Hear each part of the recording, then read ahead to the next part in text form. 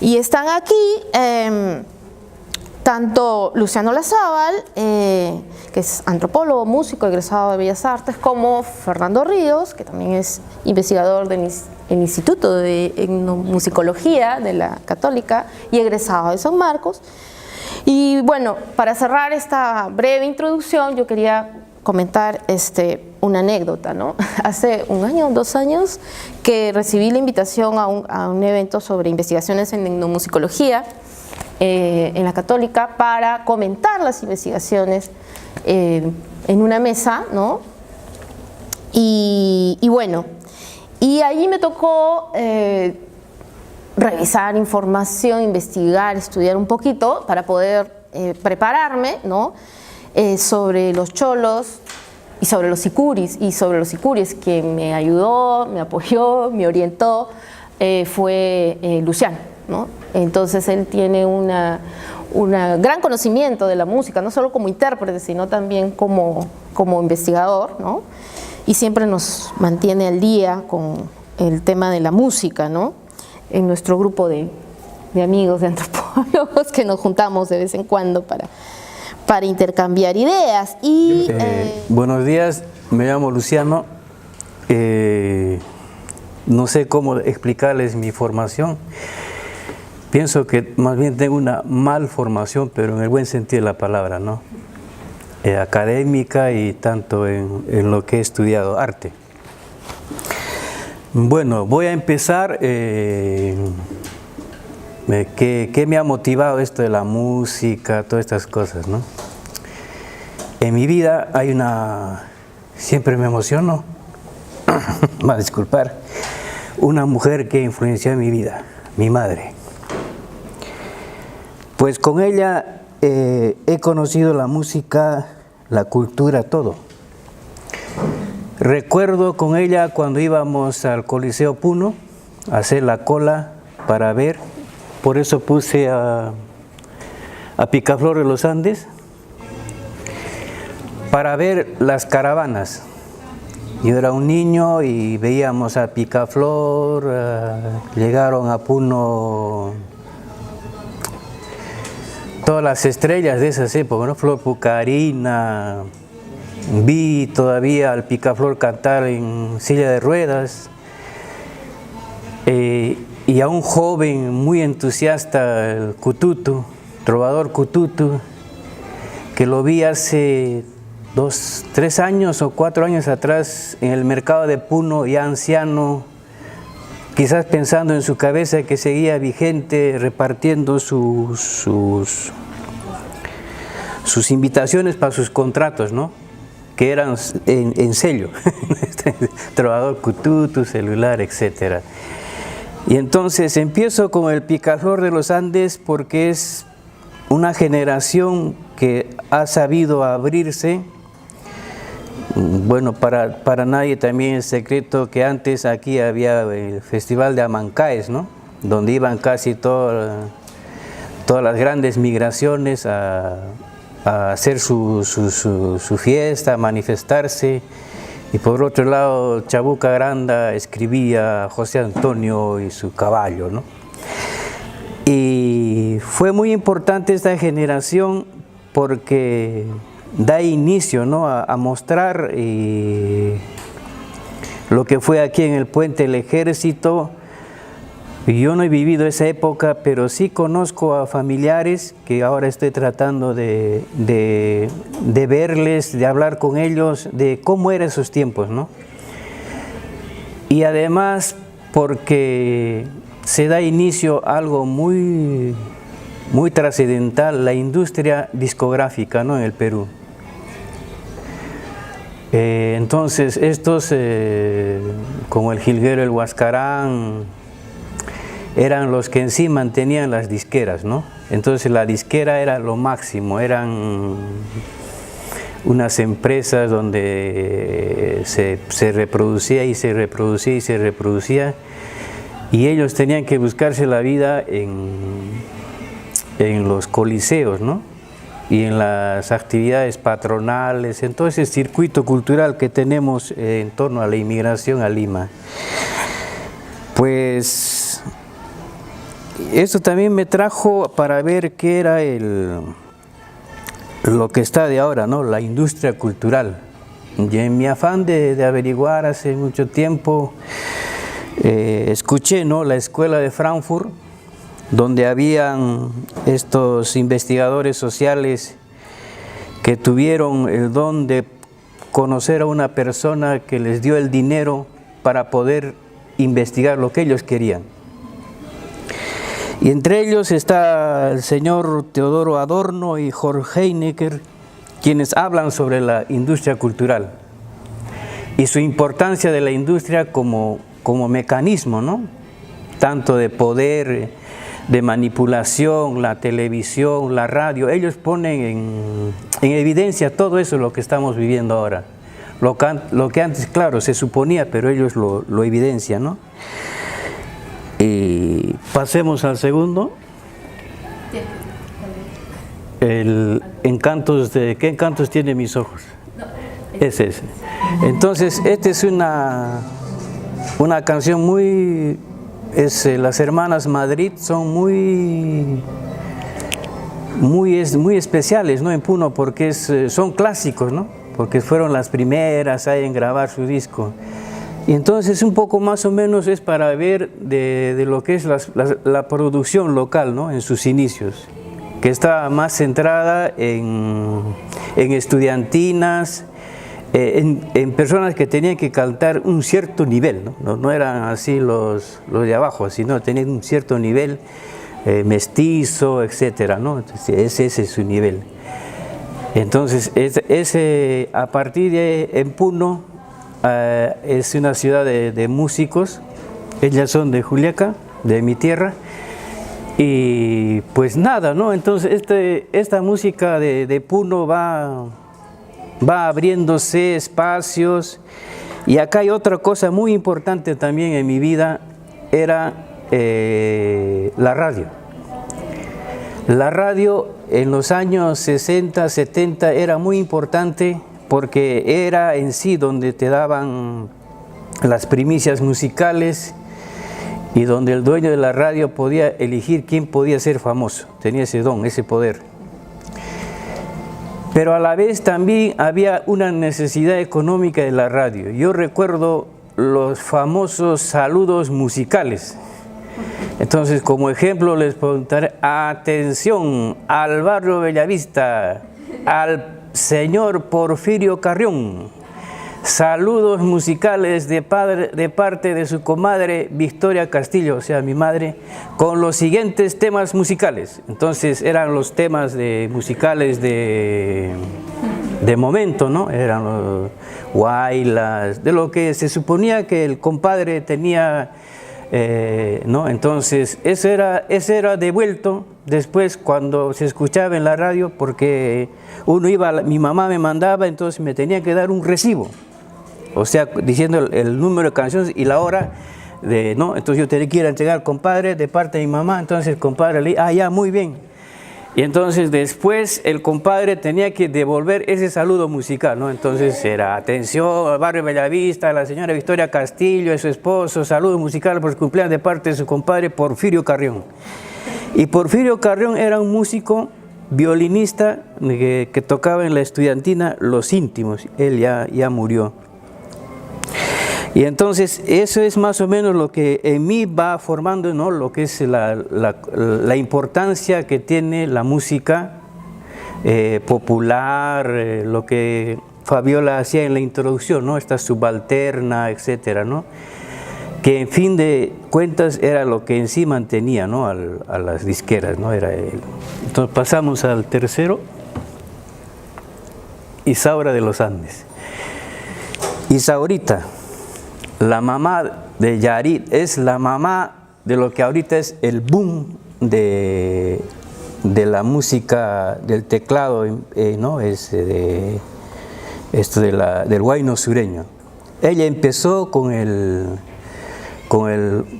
este estilo, ¿no?, con este teclado, ¿no? Entonces ella impulsó Y a la vez también es una mujer que tiene sus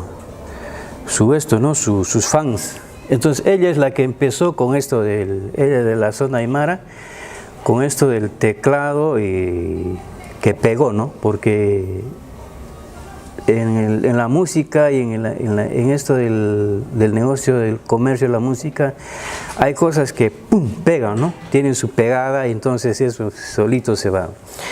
Y es también importante esta mujer porque cuando hablamos de derechos del autor, etcétera, yo tuve la oportunidad hace 2 años de ir a un encuentro cuando estaba Ollanta en el gobierno, a un local de los congresistas ahí para ver sobre la ley del autor. Estaban los hermanos Humala y en la reunión eran sí, ¿no?, los hermanos Humala que hablaban del dúo Arguedas, y había el representante de Danzantes Tijeras y unas señoras ya mayorcitas que creo que eran la Flor no sé de dónde, una señora ya en embajada, ¿no?, las que ya, pero hablaban de la ley del artista.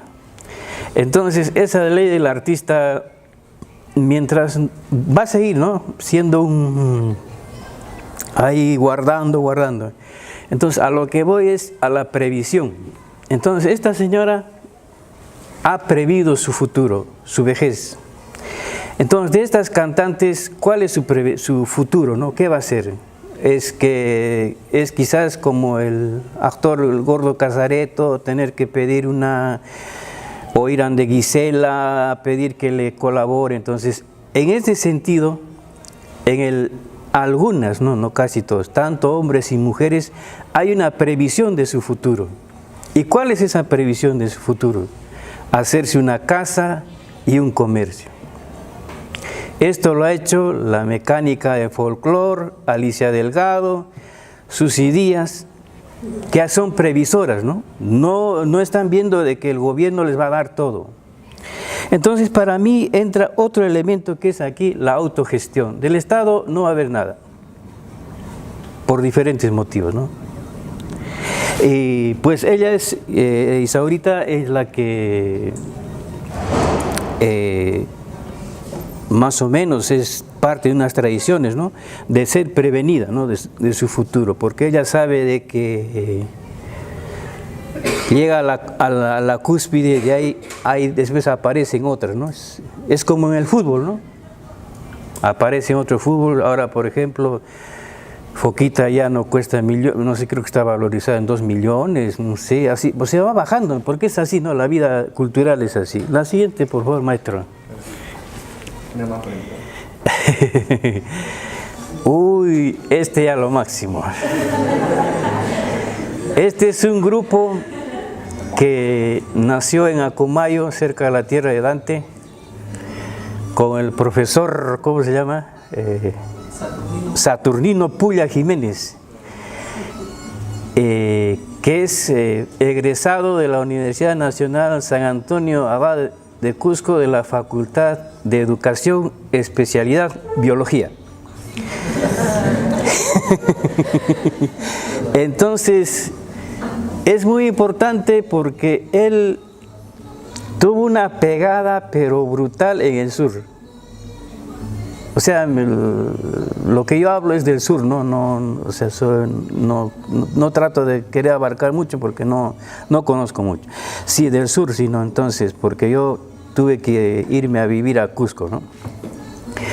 Y es muy importante porque una vez en una conversación con el maestro Saturnino, nos hablaba, por ejemplo, de sus inicios, de cómo yo le comentaba a Fabiola, por ejemplo, que ellos vinieron a grabar su primer LP, pero no pudieron, con una cantante, y la cantante le dieron una gaseosa helada y quedó muda.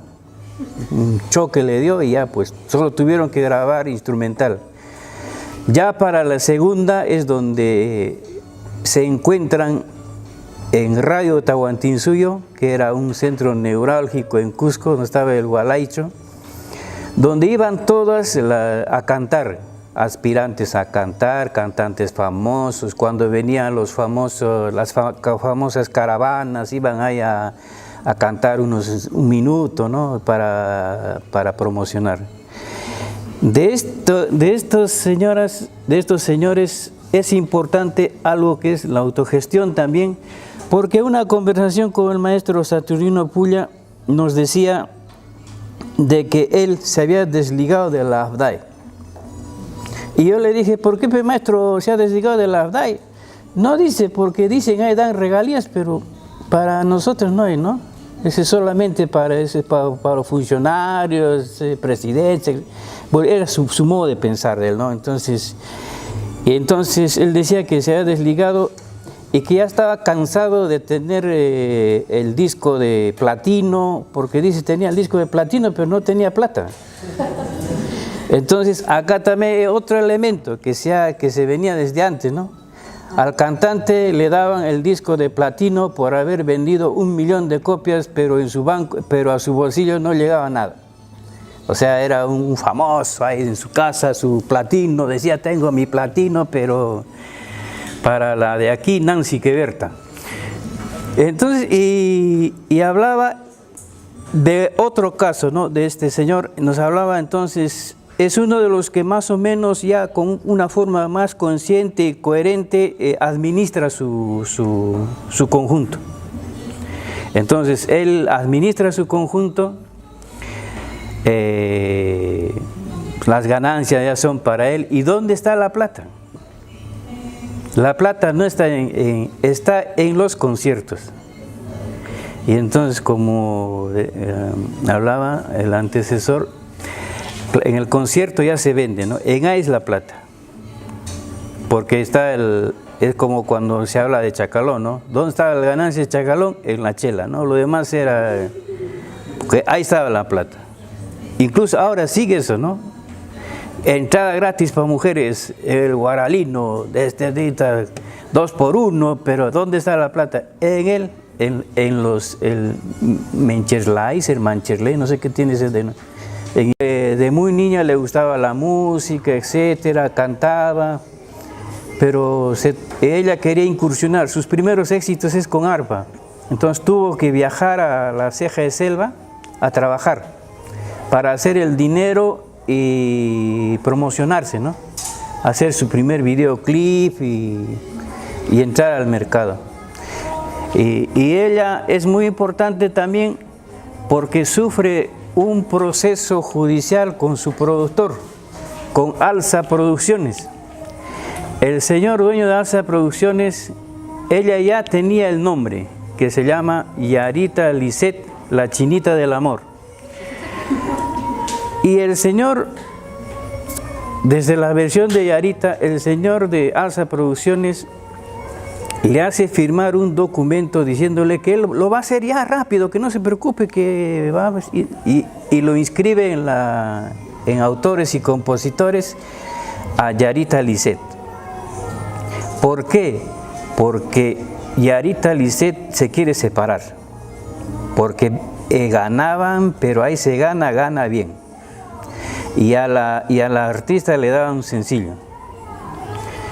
Y es el mismo caso que hubo, si se recordarán, con Ada y la Nueva Pasión, cuando su productor lo cortó la garganta diciendo que no podía ni su nombre pronunciar. Entonces de ahí que aparece Ada y los Apasionados.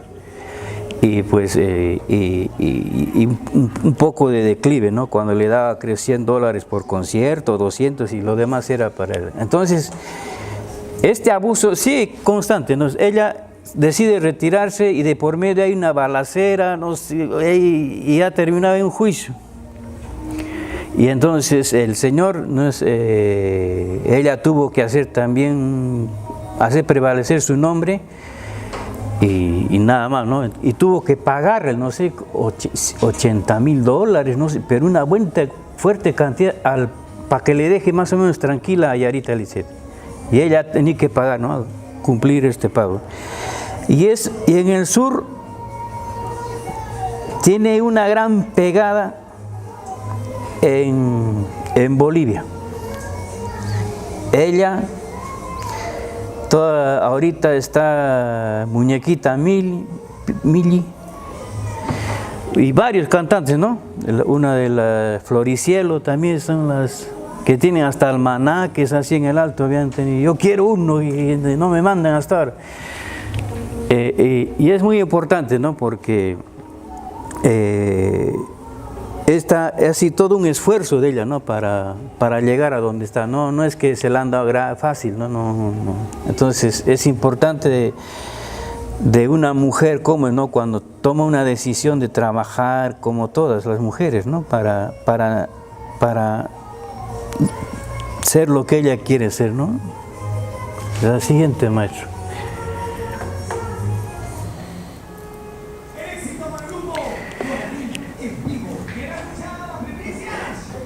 Este es el maestro Fidel Zanca, Cliver Fidel, del grupo Coralí. Es el boom, ¿no? Que hemos tenido en la cumbia sureña. Pero ¿por qué, no? Porque Juliaca se convierte con todo lo que fue la minería informal, todo eso, había dinero. Y ellos entran pues bien al mercado, ¿no? Ahí vemos a Kevin Achata, quizás una de las tantas mejores voces del huayno sureño, que ya murió ahí en Oruro. También se separó con su grupo Talismán. Ahí murió Pues bueno, de Cliver Fidel es quizás uno de los músicos más que tiene varios grupos, ¿no? Es el impulsor de Floricielo, que cantaba, ¿no? Su señora también es cantante, Giovanna Anco, y es también el dueño de Coralí. Entonces, ¿cuál es la importancia de la música en Puno? Es que se ha profesionalizado. ¿Por qué? Porque muchos de los cantantes y músicos son de la escuela de música.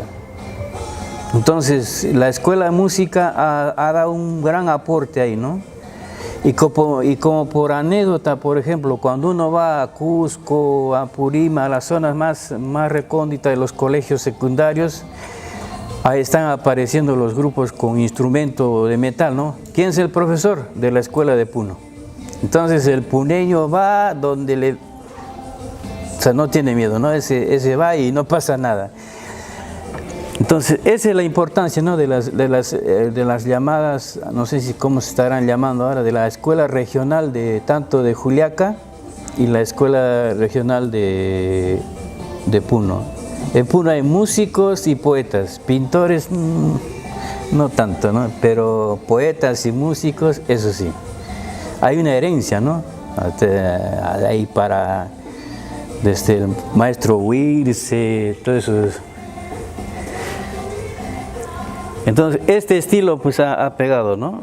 Ha pegado, con este cantante se han ido a Argentina, Brasil, a Brasil por la colonia boliviana, ¿no? Que las grandes migraciones que hay ahí. Amenizan matrimonios en Puno, Bolivia. Se mueve dinero ahí. Y de ahí que Fidel tuvo problemas con la primera Floricielo, ¿no? Terminó también en juicio. La primera Floricielo se llevó los teclados, todo, terminó en juicio. Tiene mala suerte. Después la cantante, la primera de Lérida, igual en juicio. Terminó y ahora tiene otro grupo, ¿no? La primera cantante de Lérida. Bueno, ese es más o menos un repaso así a partir de lo que he vivido, ¿no? De la música y recordar a todos esos anónimos que han hecho posible que hoy estos jóvenes tengan, ¿no? La posibilidad de estar donde están, ¿no? Porque detrás de ellos hay músicos que quizás nos falta rescatar su historia, ¿no? Nos falta rescatar su historia de esos músicos. Bueno, nada más porque me enrollo y... Bueno, démosle un aplauso a...